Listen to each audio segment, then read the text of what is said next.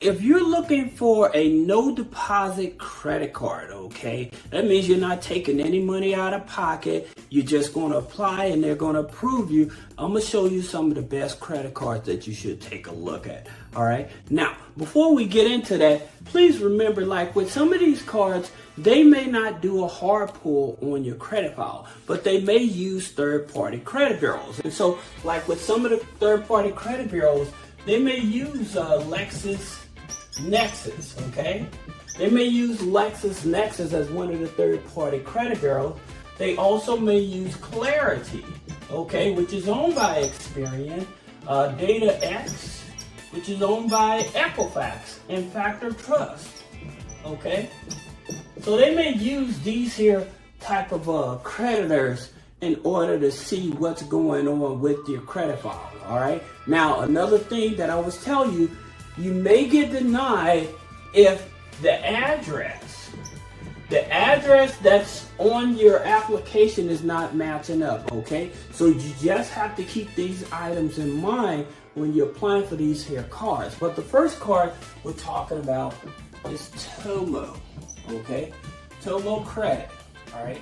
Now, their card starts at $10,000. They do have a Tomo Boost, and I think your Tomo Boost, it goes up to $30,000, right? So that's Tomo. That's going to be your first one. That means there's no deposit. They don't do a hard pull on the credit, okay?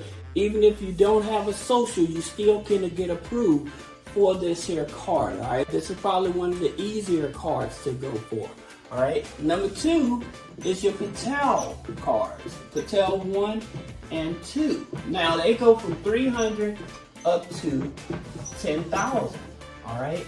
Now, here's the thing about it. What I was talking about, the third-party credit bureaus, this is what I mean. With these here type of creditors, lenders, they use these here third-party credit bureaus to see what's going on with the file, okay?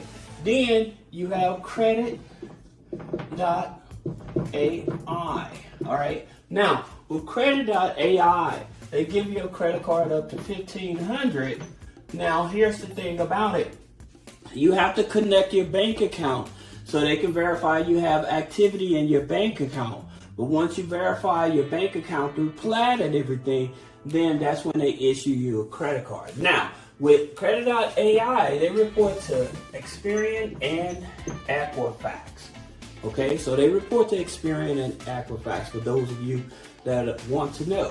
Then you have Petal credit, all right? Now, also, these are cards, like if you don't have the best credit, you know, or your credit is kind of struggling and stuff, these are the cards that you want to take a look at. Synchrony, okay? So they're usually through Synchrony Bank in terms of with your PayPal, okay? Then you also have Store Card, okay? Now, again, TransUnion, Synchrony, right? So that's the thing about it. I'm almost Synchrony Bank with the Amazon Store Card. Sorry, I got a little distracted. Now, here's the thing about it with some of these here lenders or whatever. They start you out with a smaller limit, right? But here's the key to getting larger limits. The thing about it, you have to actually utilize the account. So even if they start you out with 500, the key to actually getting to like 3,000, 4,000, 5,000 is you actually utilizing that 500. So that means that even if you max that card out, if you get it to under 10% by the statement date, and I always tell you, pay your card down to 10% by the statement date, at least 3 days before your statement date.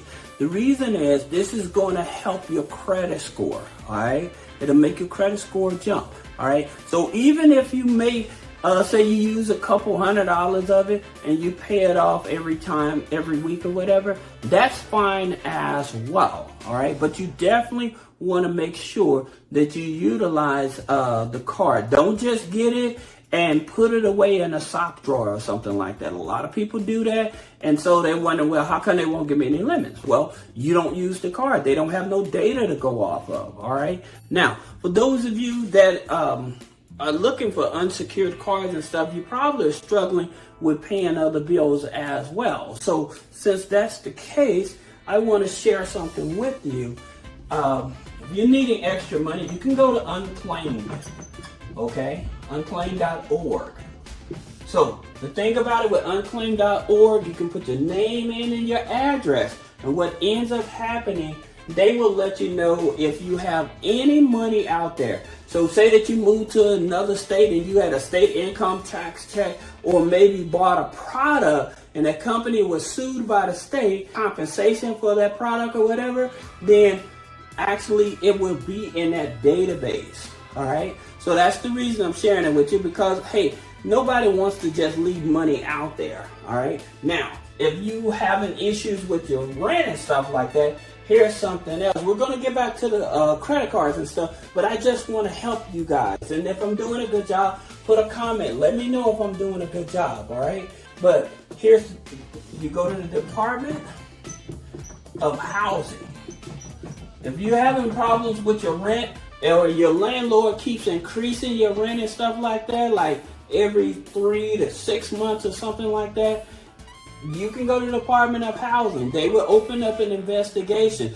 And if they are gouging you, then what you can do, they will sue them for all the back rent that they overcharge you, okay? And so a lot of people are not aware of this. They're not aware of their options and things of that nature. So I think it's good to find resources to help our community, right? So again, like I said, if you find any value in the video, put a comment. There's one other, if you're needing help like with utilities and bills and stuff like that, you can go to 211.org, and they're able to help find resources locally for you as well.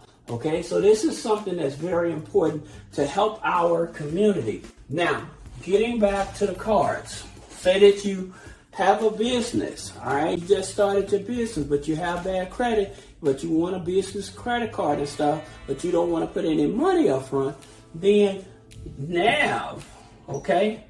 NAV Prime card. I'll put a link below, but the NAV Prime card is a card you want because, again, granted, it is a charge card, but at the same time, if you utilize it, it helps build up your business credit file, so it makes it easier for you to get approved for funding down the line, right? So this is a charge card. It's easy to get approved for. You don't have to put any money up front, all right? Then you have Navy Federal, all right? So again, with Navy Federal, you don't have to put any money up front for some of their cards. Like say you have a 580 credit score, but you had a relationship with Navy Federal for over a year. Usually they'll start you out with a Navy Federal cash rewards, okay?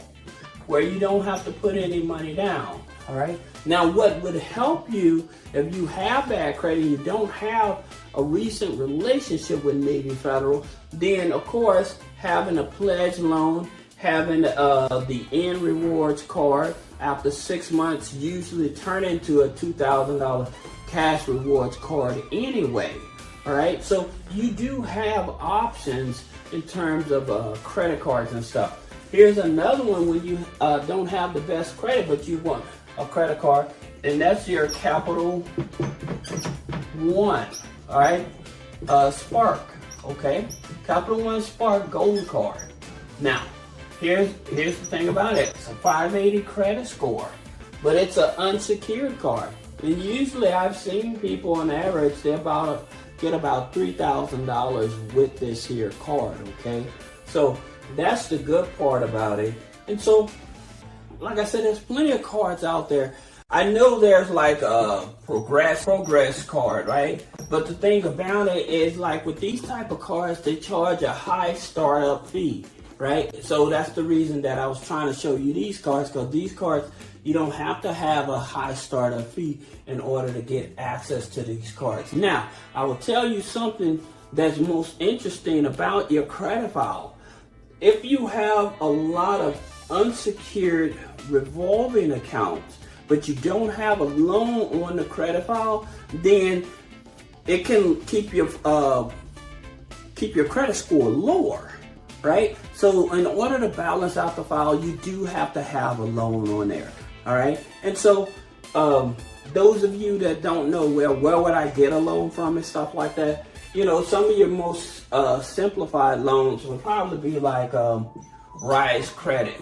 Now, with Rise Credit, they only loan up to $5,000, but with the payments, it'll actually start back reporting to the credit bureaus. And so remember I was telling you about those credit bureaus that some, like they won't do a hard pull on the file and stuff, but they will report it to the credit bureaus. Well, they use those third-party credit bureaus, and so they're gonna use like Teletrack, all right? So they'll use like Teletrack and they'll use Clarity, all right, for that loan or whatever. But this is a tribal lender up to $5,000. They're not in all 50 states, okay? That's something you have to keep in mind, but they are very flexible. Just keep in mind that interest rate on these type of loans is very high. So it's called Rise Credit, so those of you that missed that, all right? So if you have any other questions about business credit funding, personal credit funding, removing negative items off the credit, click the link in the description. Schedule a one-on-one consultation. Thank you.